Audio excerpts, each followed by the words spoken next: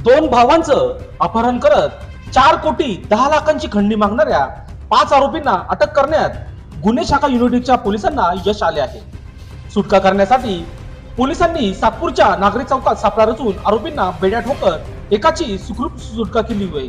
या प्रकरणी पोलिसांनी आरोपींच्या विरोधात सरकारवाडा पोलीस ठाण्यात गुन्हा दाखल केला आहे। राकेश सोनार, सुनील चव्हाण, संभाजी कवळे, वेदांत येवला, प्रशांत सूर्यवंशी अशी आरोपींची नावे आहेत।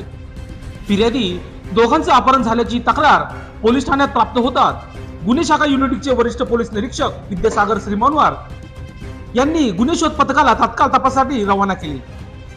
या पाचही आरोपींना ताब्यात घेत त्यांची चौकशी केली असता त्यांनी गुन्ह्याची कबुली दिल्याची माहिती पोलिसांनी दिली आहे। त्यांच्याकडून 30 लाख रुपयांची स्कोडा कार MH04 DN 9677 तसेच 30,000 रुपयांचा देशी कट्टा व 500 रुपयाचा